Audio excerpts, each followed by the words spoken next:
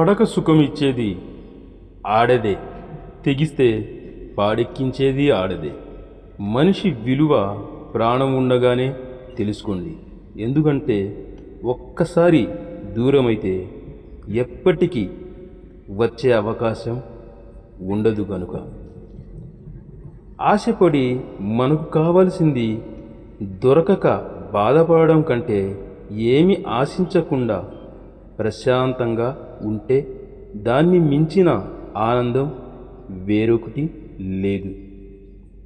కష్టపడకుండా వచ్చింది ఎప్పటికీ నిలవదు. కష్టపడు. ఈ రోజుల్లో స్నేహితులైనా, లవ్వరైనా, బంధువులైనా, ఆఖరికి నిన్ను కనిపెంచిన తల్లిదండ్రులైనా డబ్బు లేకుంటే విలువ లేదు.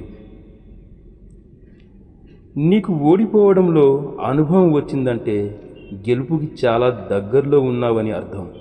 మీరు ఎవరైనా ఎంత ప్రాణంలా ప్రేమించినా, ఎంతలా ఆరాధించినా కొన్ని బంధాలు ఎప్పటికీ మనవు కాలేవు, మనతో ఉండవు.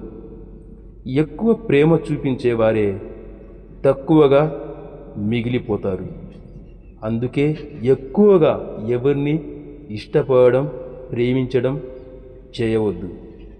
జీవితం దేవుడిచ్చిన ఒక వరం. సమస్యలని ఎదుర్కోవాలి, కానీ ఓడిపోకూడదు, భయపడకూడదు. కష్టాలు వచ్చాయని భయపడకు. కష్టాన్ని భరిస్తేనే విజయం నిన్ను వరిస్తుంది. ఇల్లు బాగుండాలంటే బాధ్యత గల తండ్రి లేదా తల్లి లేదా కొడుకు ఉండాలి. సమాజం బాగుండాలంటే బలమైన నాయకుడు ఉండాలి. మనం బాగుండాలి అంటే మంచి స్నేహితులు మనతో పాటు ఉండాలి.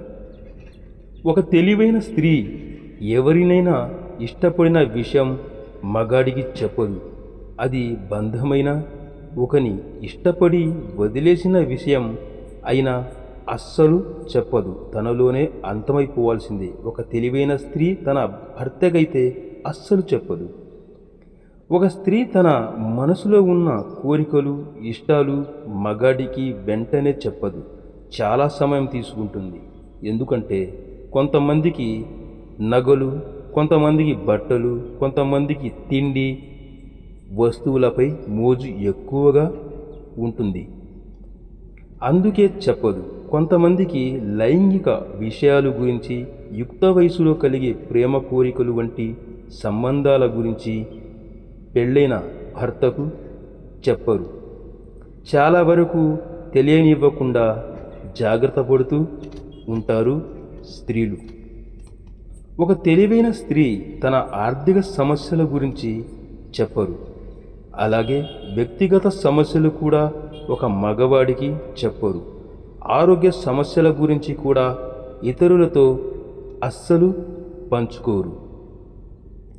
ఒక తెలివైన స్త్రీ రహస్యాలను గోప్యంగా ఉంచుతారు. ఎందుకంటే అపనమ్మకం కలిగే అవకాశం ఉంటుంది గనుక. తను తెలివైనది అని ఒప్పుకోదు. ఎప్పుడైతే నమ్మకం ఏర్పడుతుందో, బంధం గట్టిపడుతుందో అప్పుడు మగవాడికి తన రహస్యాలన్నీ అచ్చుగుద్దినట్టు చెప్పడం జరుగుతుంది. ఏ మగాడికి దగ్గరైన తేడా వస్తే మాత్రం తాట తీస్తారు. జాగ్రత్త సుమా. ఈ సూక్తుల్లో ఏ సూక్తి మీకు నచ్చిందో కామెంట్ చేయండి. ఈ వీడియో కనుక నచ్చినట్లయితే లైక్ చేసి షేర్ అనేది చేయండి.